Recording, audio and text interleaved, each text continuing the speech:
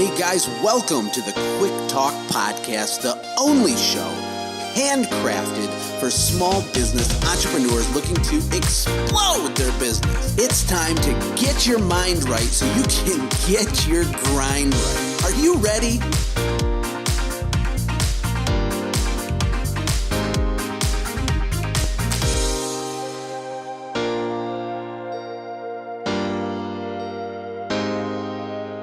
In other words, if you had a turnkey business tomorrow, or if your business was more organized, you didn't have to go to work to make a paycheck, what would you do? And a lot of people are just going to say, I don't know. Hello, guys. Thank you for hanging out with me today. My name is Josh Latimer, as you know, and my mission is to deliver you, the listener, with power-packed, no-fluff business insights by some of the small business success stories from all over the world. Today, I am joined by Howard Partridge. A lot of you probably know him. Now, what you might not have known is that Howard grew up poor in Mobile, Alabama, in a 600 square foot shack with 7 other kids and a mother who at one point only made $100 a month from welfare. Now, when he was 18, he set out on his own towards Houston, Texas, and arrived with, get this, 25 cents in his pocket. Now, would you believe that with a backstory like that, he ended up founding and still owns a cleaning business in Texas that does $3 million a year in revenue and travels the world training and coaching other small business owners from over 93 industries across 7 countries. Wow. Howard, thank you so much. I'm so excited to talk to you. How are you doing over there? Well, I'm doing phenomenal, of course, Joshua, and it's great to be here with you. Well, thank you so much, Howard. You have an incredible story, and specifically in the cleaning business, it can be a hard business to scale. I had a window cleaning and pressure cleaning business, and I think there's a lot of factors, but there's very few cleaning businesses that get to 7 figures, let alone threefold 7 figures. And, give us a little bit of history on how you got to that place and how your company became such a success. Well, I started out like most guys. I started out of the trunk of my car, and I worked hard, and I had really good customer service. That was one of the things that really helped me. People, liked the work that I did, and I wasn't even the best technically, but customer service and hard work will really take you a long way. And I hired my first employee, and early on I had like 2 employees, and it was, I didn't know how to lead them or whatever, and so little by little I grew it to about $360,000 a year. But pretty much everything revolved around me. I felt like a slave to the business. At that time, I think I had 7 employees, and it was dysfunctional in a lot of ways. I would get mad that they didn't do what they were supposed to do, and this and that, and we had customer service, and we had a few tactics, and that was we really served the high end. So that was one of the things that really saved us. But then in 1997, I really felt like a slave to my business, and I loved to travel, but when I traveled, I had to be on the phone all the time with my customers, employees back home. And in 1997, I read Michael Gerber's book, The E-Myth, and I learned 2 secrets that changed my life from that book. I learned that you got to have systems in your business. So in other words, if you want to scale it, and I learned that you could have a turnkey business. And then I also learned, and so I took that concept of having systems working on the business. I invited 2 of my colleagues to become partners, and we took the business to over $2 million a year.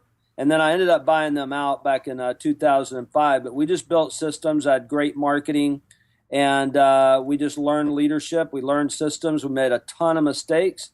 And but I had a goal of having a turnkey business, and that's what really helped me out.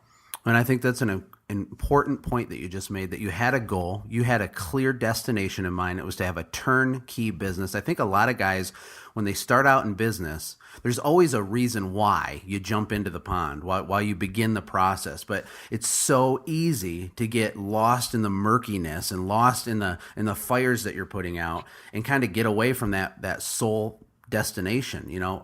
The Stephen Covey quote, "Begin with the end in mind," I'm a big fan of that, because when I consult people, the first thing I ask them is, why are we doing this? What are you doing this for? And if you wanted to build an automated business, that made every decision you made a little easier, because when you're building your systems, you simply ask yourself, does this get me closer or farther away from an automated business? Yeah, it's a great question, and I think it's one that small business owners rarely ask. They don't really think about those kinds of things. They think about payroll, or let me get money in the bank, let me get through the day. And a lot of guys are afraid to hire people because they don't really know how to manage them. They don't know how to really lead them. Yeah, absolutely. Leadership and management are not the same thing. And one of the biggest complaints I hear out there in the forums, in the world of small business, is that you can't find good help. It's impossible to find good help. And my employee did this, and my employee did that, and why don't my guys just do it right? And blah blah blah. And to me, this can sound harsh, but it's a really deflective way to look at the situation. And usually, the problem doesn't lie in the available help; it lies in your ability to properly lead your team. Would you agree with that? There's no doubt about it. I lived that. I didn't understand leadership. I didn't know about leadership. I just expected that people would have the same attitude that I had, that they would have the same work ethic that I had. But when I started learning systems, I started learning leadership. It still took me a while to figure out how to develop people, how to hire the right people, how to get them to do what it is that they needed to do. I have such an incredible staff that it would just blow your mind. I mean, these people are so good. Their whole goal is to make sure that I live my dream, and they do their job, and they have so much pride. It didn't come easy. It came through building those systems, developing ourselves as leaders, understanding how to develop people. And I'm telling you, it'll be the most rewarding thing that you'll ever do. You don't really find the right people, you attract the right people. Because if you have to go looking for them, that means that you're probably not doing what you need to do. When you start running your business the way that it needs to be run, then the right people are going to be attracted to you, and they're going to be coming and asking you for an opportunity. There's so much to unpack there. There's a lot of good stuff there. I hope people are taking notes, because one of the things I wanted to touch on is that a lot of guys start a small business, especially in a cleaning industry, or maybe in the lawn care industry, or in that kind of a genre, home services genre. A lot of the founders, they started as a technician, right? So I think what happens is they bring in a completely incorrect mentality from day one, in that they look at every problem in their business and everything that needs to be done in their business from the mindset of a technical worker. For example, the guys on the forums will argue until the cows come home on how to perfectly, cut the grass, and how to use the best piece of equipment to do this or that, or how it's better to adjust the pH for the carpet with this, that, or the other. The point is that you got to rise up out of that and really change your whole mindset. If you're going to be a leader, that's not the same as being technically proficient. And when we first talked at the beginning of this interview, you had mentioned that you weren't even necessarily the best technician, but you had overcome that by having great people skills. Well, there's absolutely no doubt about it, and it's baffling that more people don't want to. I think everybody wants to be successful, but I think that there's a lot of fears that keep them from being successful. And I think that the reason that they talk technical so much is because that's their comfort zone. Like you said, they have the mindset as a technician, not a manager, not an entrepreneur, as Michael Gerber says in his book. And they don't believe that they can get there. They somehow think that people who are highly successful probably did something wrong to get there. And they just don't, they have a poor self-image many times. And this is an area where they can excel. This is an area where they can know a little bit more than the next guy, so they can show off their knowledge and get a little bit of ego out of it. If you want to go beyond that, that opportunity is there. Is it hard? Yes. Is it worth it? Absolutely. I mean, the thing is that when you really do this right, you can literally live a dream life. It's amazing. Absolutely. I mean, my company was significantly smaller than yours, but one of the things that's similar is that it was a machine, a mechanism that produced income for me, irregardless of how many hours I spent dedicated to it. And you don't have to conquer the world to niche out a great lifestyle for yourself. And anybody listening out there, if you can begin with the end in mind, if you can drill down and get specific about what you're trying to do, there is a way to build that mousetrap, to build that mechanism. And what Howard helps people do is understand how to, lay out that blank piece of paper and start mechanizing things and start systematizing things. And people get really overwhelmed by the idea of systems. Like, I think that word, it's like kind of a cold, corporate, horrible sounding word. They don't know where to start. They're overwhelmed by it. They're already overworked. What do they do with that? Most people aren't going to build a turnkey business unless they know what they're going to do if they had a turnkey business. So the thing is that you need to have a compelling vision, a compelling dream. In other words, if you had a turnkey business tomorrow, or if your business was more organized, you didn't have to go to work to make a paycheck, what would you do? And a lot of people are just going to say, I don't know. So it always starts with a vision. My mentor, the late Zig Ziglar, said that desire is the secret ingredient of success. And I always wanted to have my own business, but I really only made enough money just to pay the rent. And then I met my wife. She's from New Jersey, and so I went out to get married to my wife. And there was a friend of the family who was tooling around in a little red Mercedes convertible. Well, it turned out he had a cleaning business. He did mostly janitorial. He did some carpet cleaning, probably did some pressure washing and window cleaning. And here, this guy is 23. I'm 23. He's tooling around a little red Mercedes convertible. He's got his own business and everything. And I'm thinking, man, that's what I want to do. When you marry an Italian family, you don't get wedding presents, you get cash, right? So we got $3,000 in cash from the different relatives and everything. And as soon as I got back to Houston, I started looking into the cleaning business, and I bought a carpet cleaning machine, a portable machine. I didn't have a clue about the technical part, so I had to rely on my supplier for all that. So for 13 long years, I just did the best that I could. And the real breakthrough was when I learned about business. You can be the best technician in the world and be broke and in debt. Absolutely.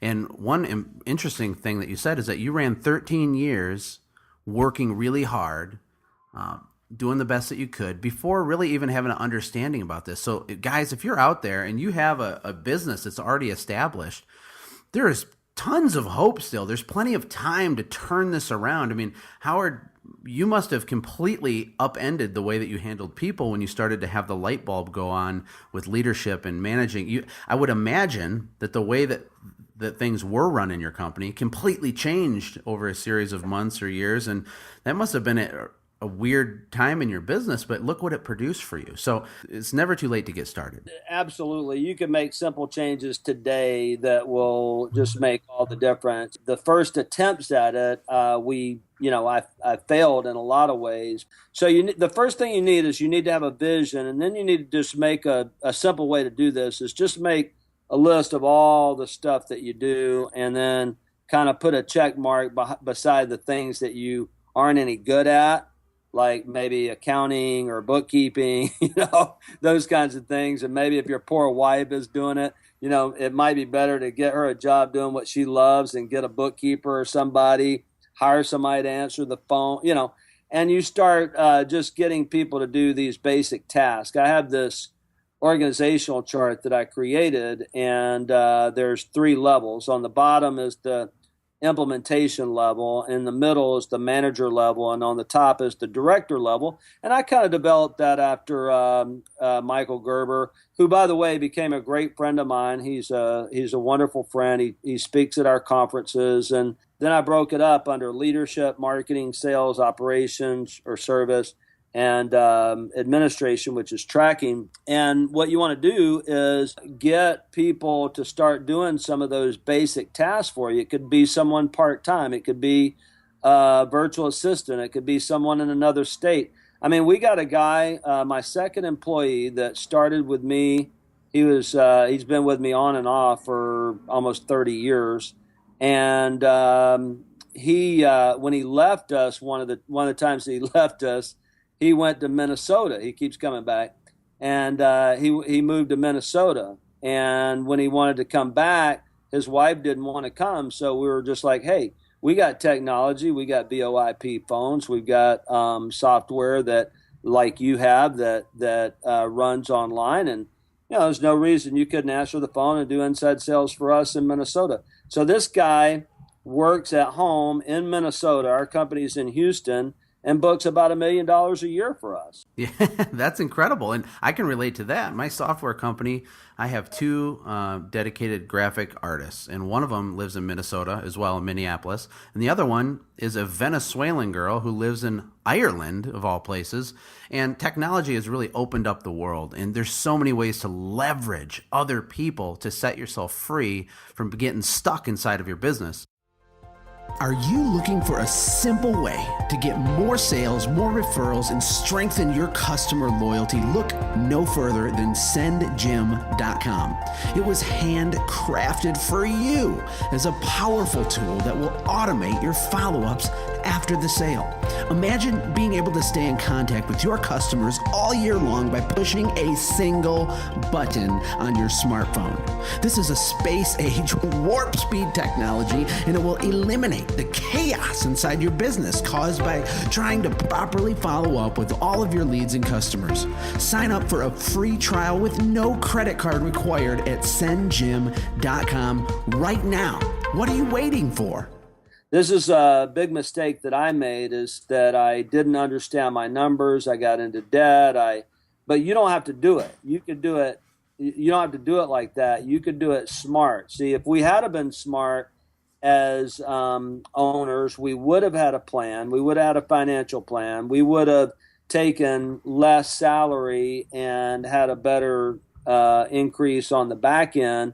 But none of us wanted to give up our income. And so we don't want to reduce our income. So the key is have a plan. Be good at marketing. Nothing happens in a business until a sale is made, and sales don't happen until marketing is done. That's right. And I call that deal flow a lot of times. And you need to have specific, methodical, reliable, duplicable things in place for your business, whatever that may be. And it doesn't have to be super complex or expensive in the beginning, but you have to have something that when you crank up the lever on it, it will produce deal flow for your company. Sales is absolutely the lifeblood of every single organization on the planet. And if you don't start there, everything else is probably futile. Would you agree with that, Howard? Absolutely. In fact, I'll just share some very simple things that everybody on that's listening to this podcast can do. Number one, the biggest marketing mistake of all is not marketing to your past clients. They're going to need you again. They're your top referral source. If you're not marketing to them, if you're not in front of them, someone else is. And you need to brand your company. You need to build a relationship with them. How do you do that? By having a weekly email newsletter. It can be very simple. Here's how to maintain the siding on your home. How do you know if you need a new roof? Whatever. And be in the education marketing business, and have a referral reward program, have a thank you card system, have a birthday card system, have a call system that calls people that haven't used you in 6 or 12 months. And then identify those referral sources that refer you. Let's say if they're realtors, then go see them on a regular basis because they've got more referrals for you, and go see other realtors and get involved in their world. Well, hey, Howard, I don't have time to do all that stuff. Well, neither did I, but guess what I did? When I had 2 jobs in a day and I was out there cleaning carpet, I put on a suit jacket and a tie, and I went to a breakfast group. Then I went and did a cleaning job. And then I went to McDonald's or someplace and changed clothes and went to a lunch group, a networking group. And then I went out and did another job. And guess what? I put that suit back on, and I might have been hot and sticky on the inside. It's 100 degrees and 90% humidity in Houston. But, I put on some cologne and some breath mints, and I might have changed clothes 3 times during the daytime. And then I went out to see referral sources. Dave Ramsey says if you'll live for just a little while like no one else will, you can live the rest of your life like no one else can. And you got to make the sacrifice somewhere. So I was able to get the work done and get the marketing done because I was committed to doing that. Absolutely. You covered a whole bunch of ground there. I want to touch on a few things. One, if you ain't going to grind, it ain't going to work. If you ain't going to work your guts out for your business. I think a lot of guys, especially with business partnerships, they get into a business partnership because they think that the other guy is going to come save the day for them. And that's just not the case. You gotta grind, you have to work. And that's one of those things, I don't really know how you would coach or teach that, but if you are one of those guys listening and you got that burning fire in your belly and you got that motivation when you wake up and when you go to bed and you want it, you almost can't fail unless you quit. And the trick is to start working smarter and to start surrounding yourself with like-minded people. And like Howard said, he was grinding. He was working hard. And, I think it's funny. One of the quotes I like, Howard, is that everyone sees the wine, but no one sees the crushing of the grapes. Right? So people That's good. I love that. People can look at you now and say, oh, look at that guy. How lucky is he? Right? Well, there's not 1 ounce of luck involved in anything that you've done whatsoever. Right? So let me circle back. Customer acquisition cost. You were talking about understanding your numbers. How do you get the deal flow coming in? How do you get the sales coming in? Guys, it costs money to acquire customers.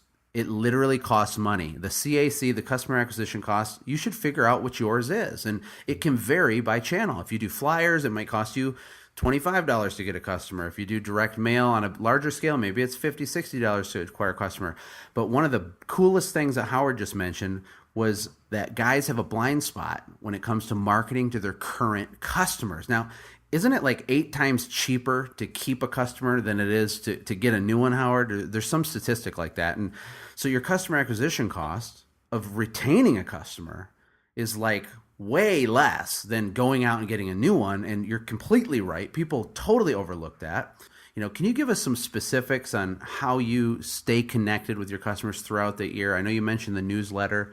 Are you guys doing outbound phone calls? Are you doing direct mail? What's all involved with your relationship marketing? Yep. So we have a weekly email newsletter, and it really educates them on how to take care of their carpet, how to take care of their upholstery, how to take care of those items that you service, whatever it is. Yeah. Now, it could be as simple as a paragraph and then a link to something online, preferably on your website. Or it could just be a little tip and then your website and then have your referral reward program. So we do that. We mail to our database 5 years back every single month. Usually it will either do a postcard or we'll do a newsletter. We do also some birthday cards and different things like that. I use a little program called Send Out Cards, and so we do some relationship marketing stuff like that. And then we have a strong referral reward program that we advertise on everything that we do. Then we have a lady who spends 2 hours a day calling past clients and getting them to repeat and that kind of stuff, reminding them. We have a reminder letter that goes out. We have a thank you letter package that goes out. And then we have our whole referral marketing system where we go and generate referrals from carpet retailers, designers, and realtors by going out and building a relationship with them and educating them and helping them with their clients. Yeah. Well, there's a lot there, and I don't want you listeners to get freaked out because You only need to do one of these things at a time. And I encourage people to start with something, a minimum viable system, to start with a tiny one sentence, maybe one paragraph, simple enhancement to their business, and then apply it to their business, right? And I want to move into execution in a minute too, because that's, in my opinion, where people miss it the most is they get excited, they listen to a podcast like this, they're an information junkie, they buy all the material you have, they buy Gerber's book, they buy Zig Ziglar's book, they read, they listen, they consume, but they never actually do anything, right? And so they can never really win. So again, start with a minimum viable system, but more importantly, guys, deploy it inside of your company, like right now, this week. Can you talk about execution, Howard? Yeah, so we call it FTI, failure to implement. You know, I love this Japanese proverb that says vision without action is just a daydream. Action without vision is a nightmare. And where most small business owners live is action without vision. In other words, we're taking a lot of action, we're busy, but it's not associated with any kind of goal or any kind of vision. So you set a sales goal as a simple example. And then one of the simplest things that you can do is have someone just make 20 phone calls a day to past clients. Hey, wanted to see how your roof is looking, how your siding is looking, how your driveway is looking. We're out there a year ago. And see if there's anything that you need to have washed right now. We got a special offer going this month. By the way, do you know about our referral reward program? And just do that one simple thing. Now, the problem is that most guys aren't going to consistently do it themselves. They'll do it for a few days, but then they let it go by the wayside. So hire somebody to do it. There's plenty of people who maybe, like we had a lady for, 7, 8, 9 years that was homebound. She couldn't go anywhere, and she did our thank you calls, she did our quality check calls, she did all of our reminder calls, and she could mark it right there on our web-based software to say that, hey, that call's been made, you know? Absolutely. I mean, outbound phone calls are essential, but more than that, executing and putting something in place to make sure that you have accountability somehow in your execution is a huge win for you guys. And if you can, I don't know if it's a friend, a brother, a wife, a mastermind group, a Facebook group. I mean, this is where coaching can really benefit people too. If they're willing to put that money out there, if they're willing to invest in themselves and risk a little dough, accountability can change everything. Because if you just do this stuff, you will literally make more money. That's just the way that it is. I mean, ask yourself this question. Would it help or hurt your business if you did a better job following up with every single customer all year long in an organized and professional way? I mean, that there's only one answer to that question, and of course it would help your business. The trick is actually following through with it and doing it. Howard, thank you so much for a lot of those insights. I want to move to a couple specific short answer questions just to give our listeners some interesting content here. First of all, you're a quote guy, and when I poked around on your website and talked to some of the people that you know, there's quotes everywhere, all over the place. It's like a quote bomb went off. But what's your favorite quote? Well, like you said, we got tons and tons of quotes, but two of the ones that are most important to me, I think, are both Zig Ziglar quotes. And Zig was an American legend. I am so blessed to serve as the exclusive small business coach for the Ziglar Corporation. I have a partnership with them. And Zig said this. He said, "You are what you are and where you are because of what has gone into your mind. You can change what you are and where you are by changing what goes into your mind." One of the books I wrote is called Think and Be Phenomenal. I don't have time to go into all of what that book is about, but it's based on, a quote that's similar to that when you change your thinking, you change your life. And it's all about how you think, what you think about, because it all starts in your mind. And Zig said that most people suffer from a poor self-image. That's why they're not as successful as they could be. The other one is also a Zig quote that says that you can have everything in life you want if you just help enough other people get what it is that they want. And the first time that I interviewed Zig, I told him, I said, I tell people that you stole that from Jesus, because Jesus said, give and it'll be given back to you, pressed down, shaken together, and running over.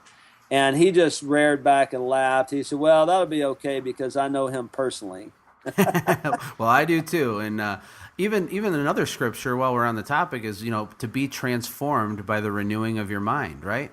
I mean, garbage in, garbage out. And the people you associate with have a tremendous impact on your thinking. If you are not being mentored by someone and you're not pouring into someone else and you're not surrounded by positive people, it's going to be a lot harder to really rise up to that level, don't you think?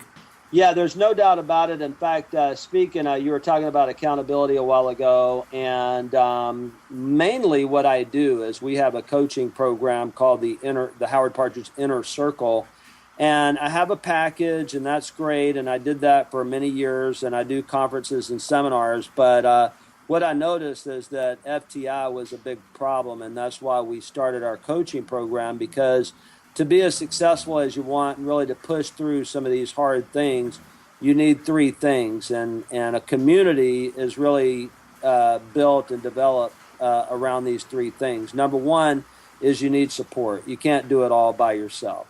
Number two, you need encouragement. You need people around you to say, Zig said that encouragement is the fuel that people run on. And you need people around you to say, hey, man, go for it. You can do it, push through. And then third, you just need accountability. You need somebody to say, hey, is this really what you want to do? What are we doing? Are we messing around here, or are you really serious about this? Or, what's holding you back? And let's dig down and see what the real issue is.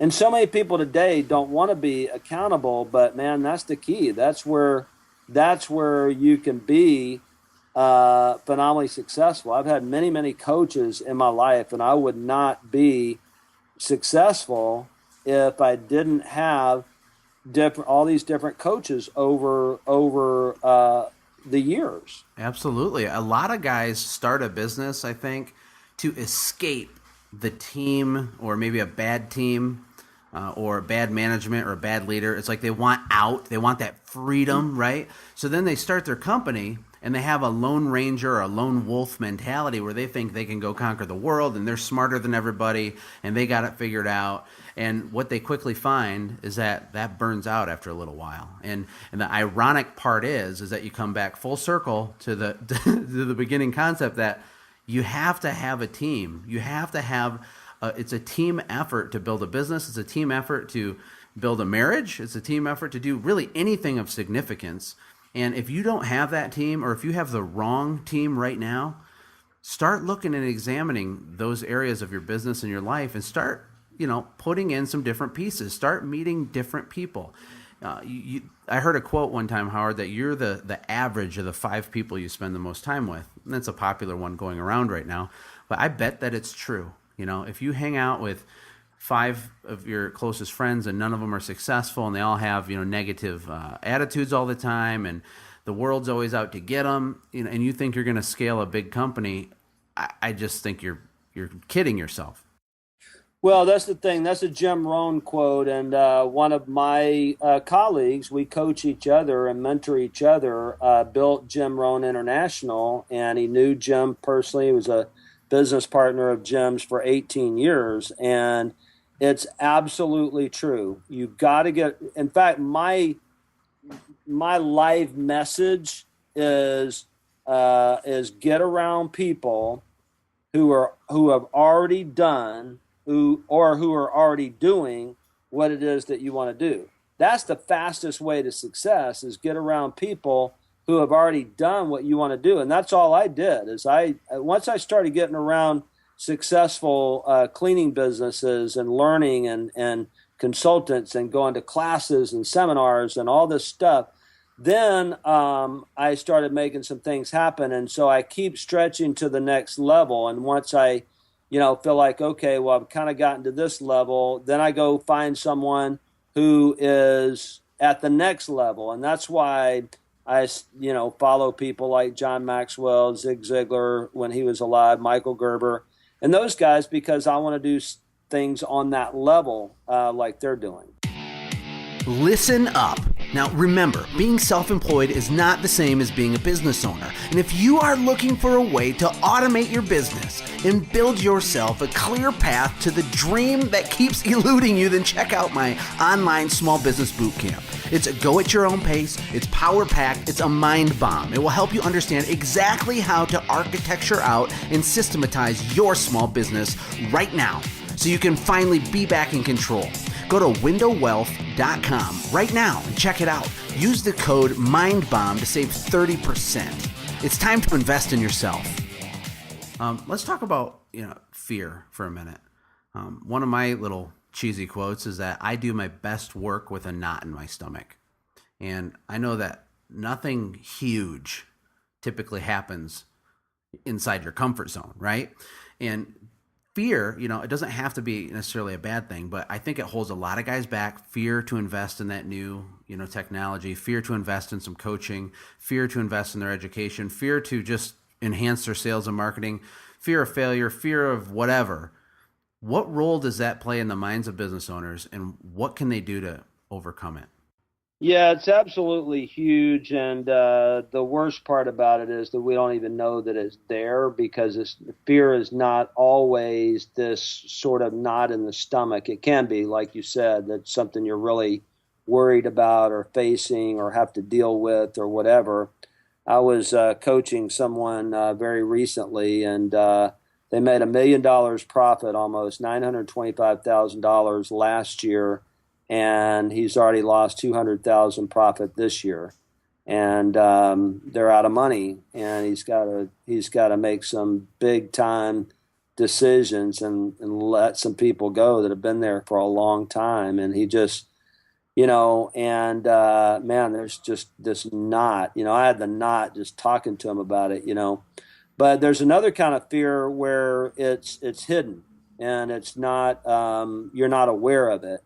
And so I think that it's a good process to go through to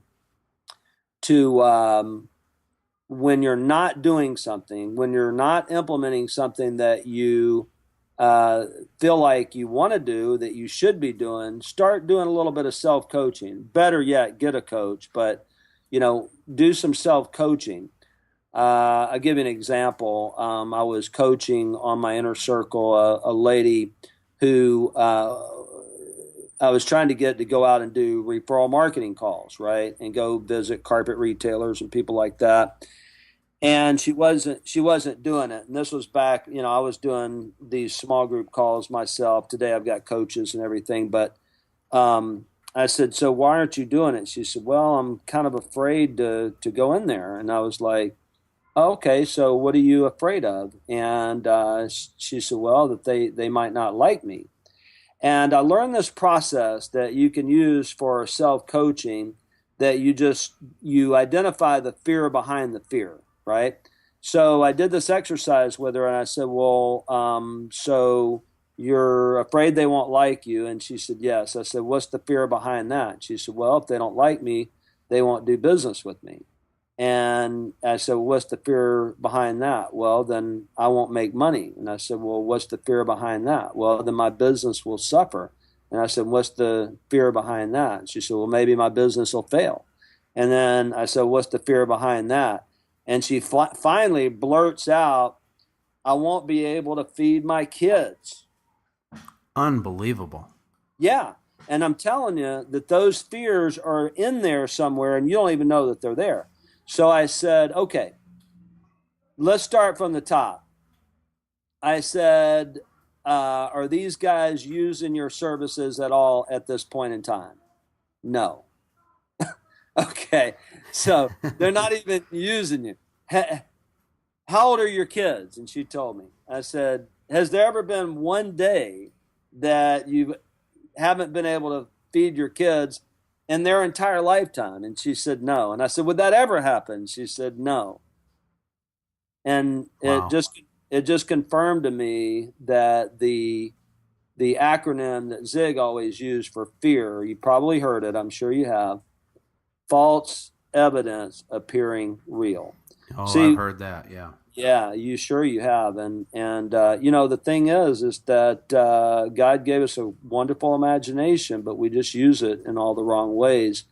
Yeah, fear does not have to be rational for it to have a tremendous impact on us. That's for sure. I wonder, out of all the people that are going to listen to this, Howard, how many of them have exactly what you've just described in their life? I would say probably most of them in some area in their business. There's some sort of self-destructive mentality there. There's something under the surface or something holding you back. Guys, get yourself around the right types of people. Educate yourself.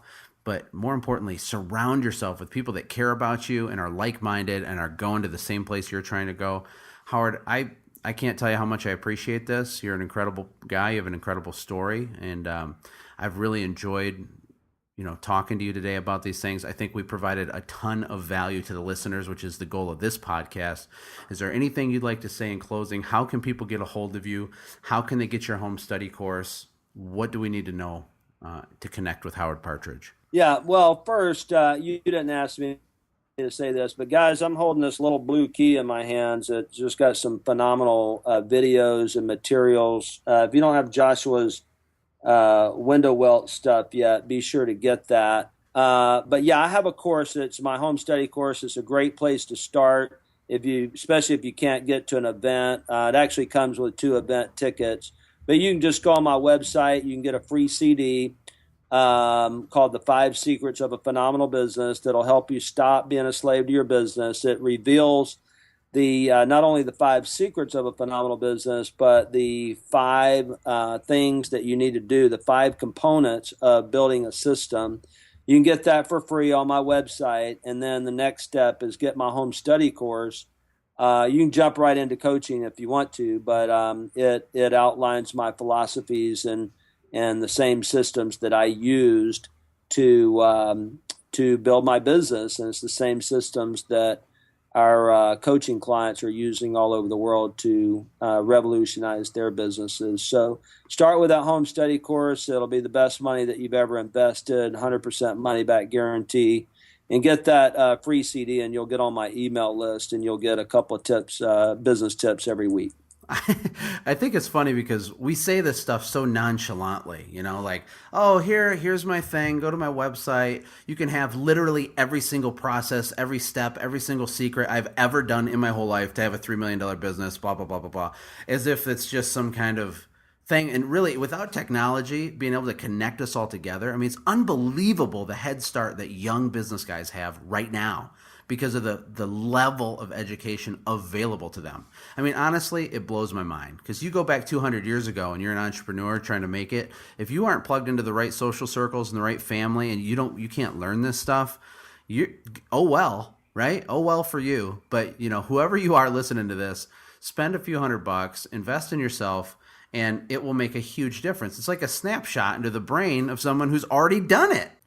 I hope we can do this again sometime. Well, we absolutely will. And I just want to just validate what you said. That's all I did. I'm the guy. I'm going to buy the program. I'm going to join the coaching program. I spend up to $100,000 a year educating myself, training myself, because I want to go to the next level. You're going to spend more money by not doing that in mistakes and lost opportunities and things like that. So don't be afraid, you're going to get ripped off. Get Joshua's stuff, get my stuff. And in fact, speaking of 200 years ago, guess what people did back then? Well, Benjamin Franklin had something he called a junta, I think it was, junta or junto. It was a meeting. And these guys really just encouraged each other and supported each other and held each other accountable, and they learned a lot from each other. 100 years ago, Napoleon Hill had something called a mastermind. And so today we've got a community where people can come together and help each other. You guys have the website up there, and you got this podcast. And so there's just no excuse today. The only excuse is right between your head.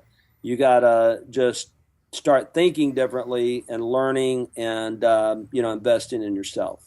Absolutely. 100% agree. Howard, You're awesome. Thanks for talking to me. Take care. We'll talk to you again. Thank you, Josh. I appreciate it. Hey, thanks for hanging out, friends. And from all of us here at the Quick Talk Podcast team, we hope you loved today's show. We hope that you were inspired to become a doer and not just a listener. Apply what you've heard today in your own business and watch things change for the better. Lastly, remember that all the money in the world can't save your soul. Seek first the kingdom of God, my friends. We'll see you next time. For more information about the Quick Talk Podcast or Joshua's other businesses, visit our website, quicktalkpodcast.com. Have a blessed day.